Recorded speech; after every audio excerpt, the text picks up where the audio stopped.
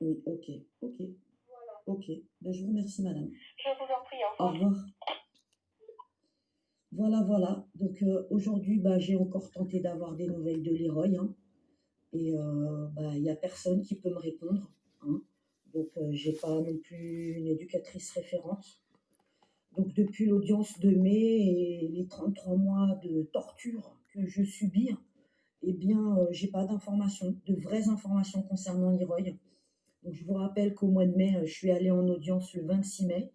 Je me suis retrouvée face au juge Laurent Gébler de Bordeaux et face à madame Marie-Pierre Lalanne, chef du département de Gironde, ainsi que il y avait aussi la présence donc de l'éducatrice qui s'est présentée, madame Sabine Jadaoui, qui est donc l'éducatrice référente de Leroy au foyer de Podensac. Vous avez entendu, je ne peux pas avoir non plus des échanges avec elle. Eh ben, depuis mai, à part ce que j'ai eu, enfin, ce qu'on m'a balancé dans la gueule comme ça violemment, parce que ça a été d'une grande violence, hein, pour moi, la maman de Leroy, on m'a appris que mon fils avait changé 4 fois de famille d'accueil parce qu'il y avait des incidents. Je me suis tournée vers madame Sabine Jadaoui, l'éducatrice référente de Leroy, pour qu'elle nous donne des détails sur les incidents, hein. J'ai pas eu de réponse. Elle m'a regardée comme si je venais d'une autre planète et comme si j'avais pas le droit de lui poser la question et de savoir ce qui s'était passé avec mon fils. Ensuite, elle m'a appris que Leroy a été dégradé ces derniers mois, il n'allait pas très bien. Et puis elle m'a appris qu'il avait été déscolarisé. Et puis elle m'a appris que le pédopsychiatre qui s'occupait de Leroy était arrivé au bout de sa prise en charge avec Leroy, qui n'était plus en mesure de lui venir en aide.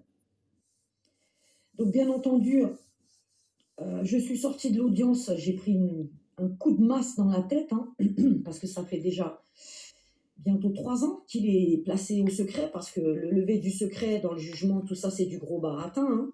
Vous pouvez constater comme moi que le secret, il continue, il perdure le secret, hein. Il n'y a qu'une seule chef qui peut me donner des informations. Et depuis 33 mois, j'ai les mêmes informations, en plus tout le temps contradictoires. Il va bien, il s'éclate, pas de patrouille, il s'apaise. Vous imaginez 33 mois qu'il est placé, arraché à sa mère, et tous les mois il s'apaise, il dort bien, il mange bien. J'ai toujours aucune information médicale, j'ai même pas une taille et un poids de mon enfant, même pour lui envoyer des vêtures.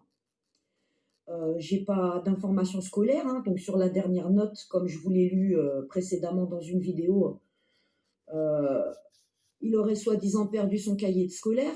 Donc là, pareil, il n'y a pas à l'école, il n'y a pas un relais avec une institutrice.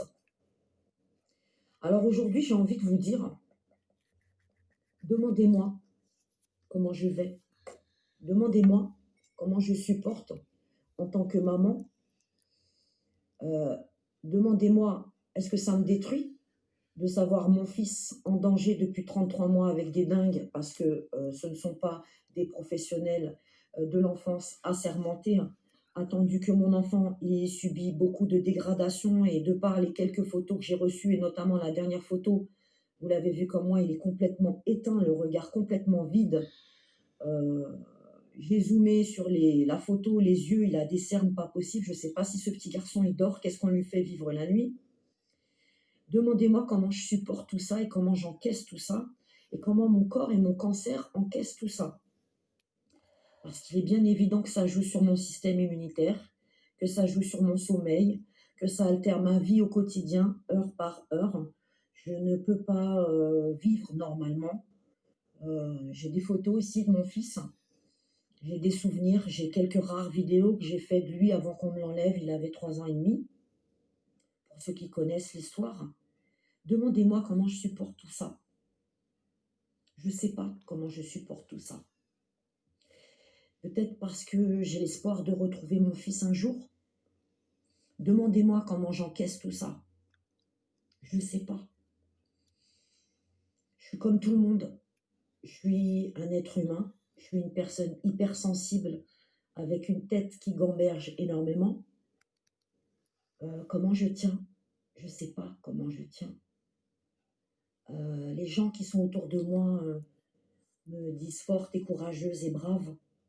Demandez-moi comment j'encaisse toute cette cruauté, toute cette maltraitance sur mon petit garçon, toute cette absence de nouvelles qui dure depuis 33 mois. Demandez-moi comment j'ai pas envie de me suicider tous les jours. Demandez-moi comment j'ai pas envie d'arrêter de me nourrir et de me soigner pour me laisser crever au fond de mon lit. Demandez-moi comment je supporte depuis plus de 11 années la destruction de tous mes enfants, parce qu'il n'y a pas que Leroy. Leroy, c'est des représailles de ce qui s'est passé dans le Val-de-Marne sur Céliste et Ricci et les dénonciations que j'ai faites au foyer de Sucy-en-Brie, où j'ai vu pendant des semaines et des mois et des années à 2 reprises des enfants complètement détruits, ravagés, perdus, bousillés. Demandez-moi comment je supporte tout ça. Eh bien, je ne suis pas plus forte qu'une autre. J'ai un cœur. Je suis bousculée, chamboulée en permanence. Hier soir, j'ai fait un aller-retour en ambulance chez mon médecin. Lui aussi m'a dit qu'il ne savait pas comment je tenais, comment j'arrivais à supporter tout ça, avec en plus les douleurs du cancer, les doses de morphine, le fait que maintenant je vais devoir batailler contre l'hôpital qui doit me prendre en charge pour m'opérer, parce que j'ai pas de prise en charge. Ça fait 1 an que je suis suivie par un généraliste. On m'envoie à droite et à gauche dans des hôpitaux pour faire des examens. Et sur Sens, eh bien, je me suis retrouvée face à un fils de pute de gynécologue. La même chose qu'à Bordeaux, la même chose qu'à Blois. Là, on m'adresse sur l'Institut Gustave Roussy en région parisienne et c'est la même chose. Je relance sans arrêt les secrétariats, on me balade, j'envoie des mails, je renvoie des certificats médicaux de mon médecin qui demande une prise en charge urgente parce que mon cancer, il avance. Il ne s'arrête pas, bien entendu, avec toute cette souffrance et toute cette torture mentale. Demandez-moi comment je vais. Je ne sais pas comment je vais. Je ne sais pas comment je supporte tout ça. Alors demain matin, je vais essayer encore d'avoir Madame Noël et je vais lui reposer les questions habituelles. Je voudrais des informations sur sa scolarité, voir ce qu'il fait à l'école depuis 33 mois. Je voudrais des informations médicales pour savoir ce qu'on lui fait à l'hôpital Pellegrin. Pourquoi est-ce que ça fait 2 ans qu'il va en consultation voir un neurologue plasticien dont je n'ai même pas le nom, dont je n'ai aucun diagnostic, que des certificats que m'a remis Madame Lalanne quand j'ai quitté Bordeaux l'année dernière. Et là encore, j'ai pris un coup de masse dans la gueule, parce qu'il n'y a pas d'autre mot, avec un zizi enflé, des infections à répétition, des vers dans l'estomac, des traitements par-ci par-là, des allergies, un enfant qui est sans arrêt malade, un enfant dont j'ai pas le poids. Demandez-moi comment je vais. On massacre mon enfant depuis 33 mois. J'ai pratiquement pas de nouvelles. Alors j'appelle régulièrement le pays à me soutenir et à téléphoner à Madame Marie-Pierre Lalanne pour savoir ce qui se passe et puis ce qu'ils font subir à Leroy, parce que on a le droit de savoir ce qu'ils font à Leroy.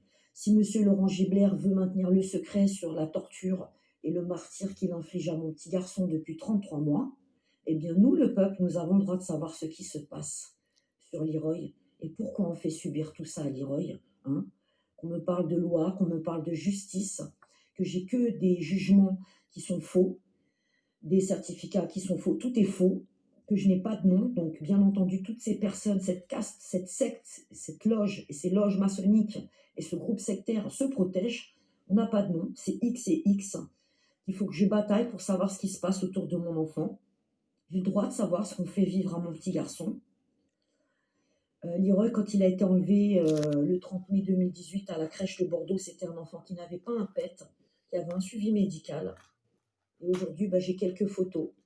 Et j'ai tous les mois des notes de merde de Madame Marie-Pierre Lalanne qui s'est demandé, même la semaine dernière, s'il était encore opportun de me transmettre des nouvelles de mon enfant alors que j'avais un échange avec le foyer, un foyer avec qui je ne travaille pas, un foyer qui me raconte des anecdotes, qui me parle de conneries, pas de patrouille, des dessins animés, mais en fait, j'ai aucune information vraiment sur Leroy.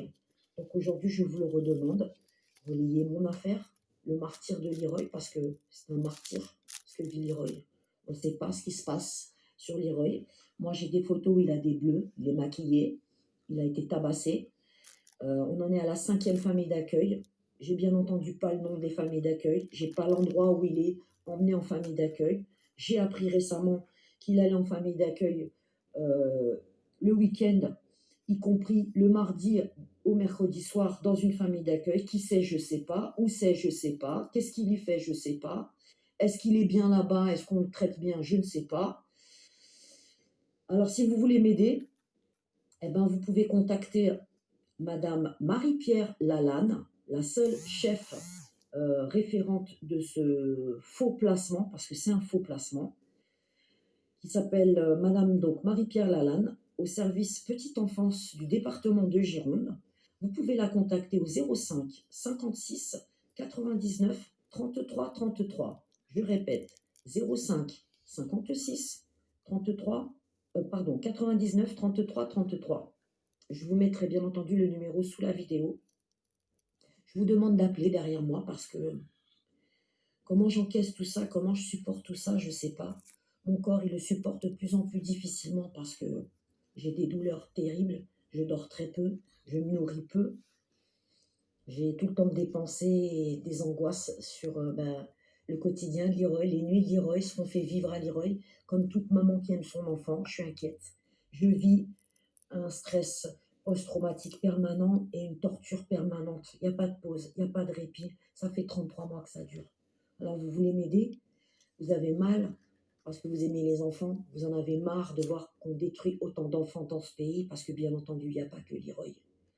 Eh bien moi, je vous demande de m'aider et de ne pas faire que commenter et relayer mes vidéos, mais de participer à la libération de Leroy et de faire comprendre à tous ces bourreaux d'enfants, ces faux professionnels de l'enfant qui séquestrent et qui gardent nos enfants, eh bien qu'on a un œil sur eux. Donc je vous demande d'appeler le service de Madame Lalanne au département. Vous êtes un ami de la famille, vous êtes des personnes qui vous souciez du devenir des enfants et de ce qu'on fait aux enfants en placement abusif. Vous avez le droit de téléphoner. Bien entendu, vous restez poli et vous ne les menacez pas. Vous avez un mail sur lequel vous pouvez me contacter. C'est solja.combat@gmail.com. Si vous voulez m'aider, eh bien, agissez. Je vous remercie. À très bientôt.